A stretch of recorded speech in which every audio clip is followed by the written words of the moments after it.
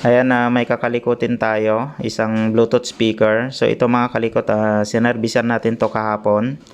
Bali dalawa to, naayos natin yung isa. So ito lang yung may problema. May problema sa kanyang charging IC. Hindi siya nagcha-charge. Umiilaw naman, katulad nito. Umiilaw yung charging light niya pero walang nakakarating dito sa sakit ng kanyang battery. Kaya hindi nagcha-charge yung kanyang battery. Tapos ito lang yung binaklas ko mga kalikot para hindi mabigat kasi nakamotor lang tayo kahapon. Mahaba kasi yung speaker nito or yung kahon niya. Kaya ito na lang yung dinala natin mga kalikot. Bali na troubleshoot na natin to doon. May problema sa kanyang charging IC. Yung number ng IC niya LTH7. So yan yung papalitan natin mga kalikot. Ito yung maliit na yan. Yan o. Yung malapit sa charging port. So yan yung papalitan natin. So bago natin kalikutin guys, huwag nyo pong kalimutang suportahan ang ating channel. Huwag nyo pong kalimutang i-subscribe ang ating YouTube channel. At pa-click na rin ang ating notification bell para lagi kayong updated sa mga bagong video natin mga kalikot. At saka huwag nyo rin pong kalimutang i-follow ang ating Facebook page. So tara guys, kalikutin na natin siya. Tara.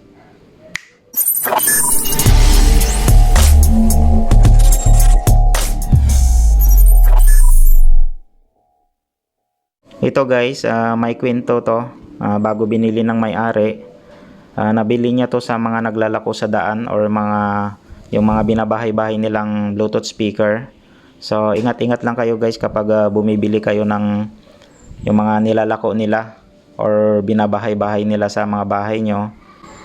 Check nyo kung may problema yung charging niya at saka madaling malubat. Akala natin gumagana kasi nagpa-power naman. Kaso nga lang ang problema, katulad nito sa binili ng may-ari, nung naubos na yung laman ng battery niya, wala na, hindi na magpa-power. Pero may charging light siya kapag china-charge nila. Kaso hindi nagkakarga sa kanyang battery. Kaya yun yung i-check natin kapag bumibili tayo sa mga nagtitinda sa mga kalsada. Mamaya naiuwi na natin. Nung nalubat na, hindi na gumana. I-check natin maigi bago tayo bumili ng Bluetooth speaker natin mga kalikot. Kasi kapag nagkaroon ng problema, hindi na natin maibalik sa kanila. Minsan yan mga kalikot, ang diskarte nila niyan, kapag cash yung pangbili natin, ayun, parang may mikos-mikos na nangyayari. Pero kapag hulugan siya, ayun yung okay yung ibibigay nila. So, yan yung i-check natin lagi mga kalikot. Ayan na, pati yung battery niya pala, iniwan na natin kasi may battery naman tayo dito. Check natin. So, ipapakita ko rin sa inyo mga kalikot na hindi working yung kanyang charging. So, ayan, umiilaw naman yung kanyang charging light. Pagdating dito sa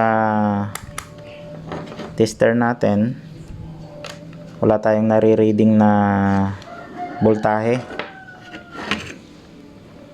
Yan, check natin. Ayun guys, oh. Walang nakarating voltahe dito sa sakit ng kanyang battery. Kaya hindi maka-charge yung kanyang battery. Pero pag nilagyan natin siya ng battery, nagkakaroon naman ng power. So ito, charging lang muna. Ayan o. Power natin. Ay, naka-power na pala. Ayan o. Diba? Wala tayong nakikitang display sa kanyang screen. Ayan. Kapag nilagyan natin siya ng battery, ayan, tanggalin muna natin. Ikabit muna natin tong battery. Nagpa-power naman, kaso nga lang ang problema niya, kapag naubos yung laman ng battery, ayun na, hindi na natin mapapagana. So kabit natin para makita nyo rin. Nakabit na natin yung battery. Yan. Try natin. Ayan guys, nagka-power siya. So ganun daw yung problema nito nung una. Simula nung binili daw ng may-ari, tapos nalubat, ayun, hindi na nagkaroon ng power. Tapos hindi na rin ma-charge. So, yun yung i-check natin kapag bumibili tayo ng Bluetooth speaker. Ayan na. Okay siya, di ba? Kaso nga lang, kapag nilagyan natin siya ng charger or i-charge natin siya, umiilaw naman yung, akala natin umiilaw yung kanyang indicator light. Akala natin nagcha-charge siya.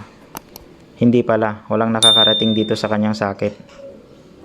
Hanggang maubos na lang tong battery, akala natin okay yung Bluetooth speaker. Yun pala may problema.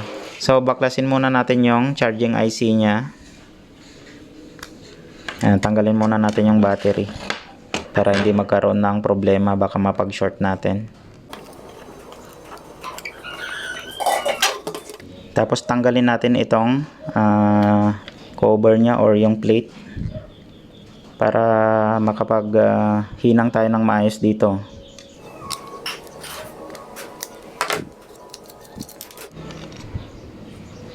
Ayan mga kalikot yung number ng IC na papalitan natin, LTH7.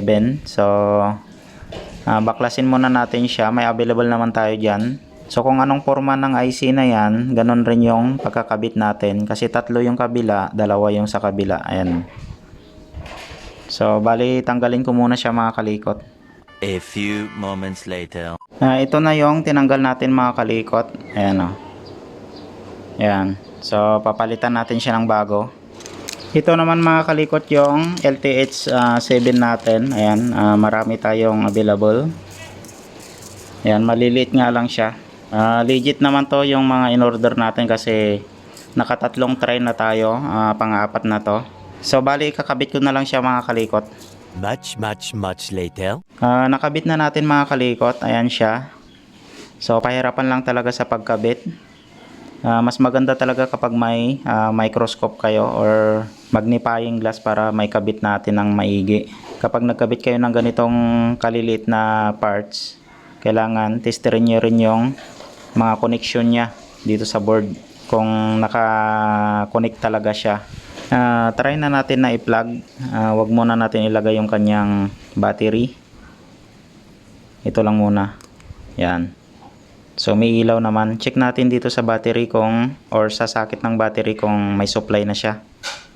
Ayun guys, oh, may 4.1 volts siya. Ayan, nagkaroon na siya ng supply. Samantalang dati wala siyang supply dyan. So ibig sabihin okay yung pagkakabit natin mga kalikot. So try natin. Ayun guys, oh. Nagkaroon na siya ng power kahit wala yung battery. Itong charger lang yung naka-plug. So ganun lang mga kalikot. So yun lang yung pinalitan natin. Ito.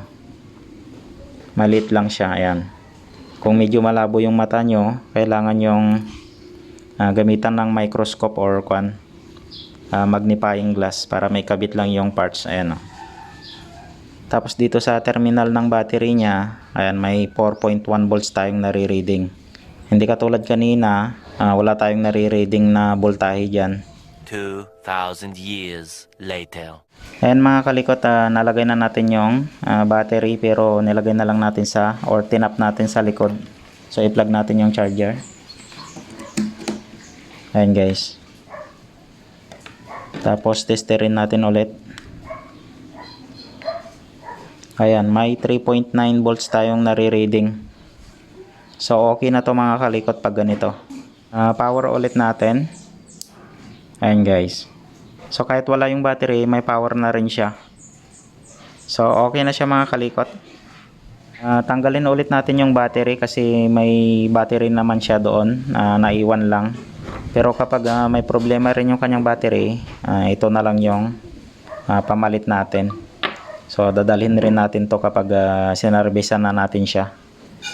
Ayan, kahit tanggalin natin itong charger niya. Ayan, battery operated na lang siya.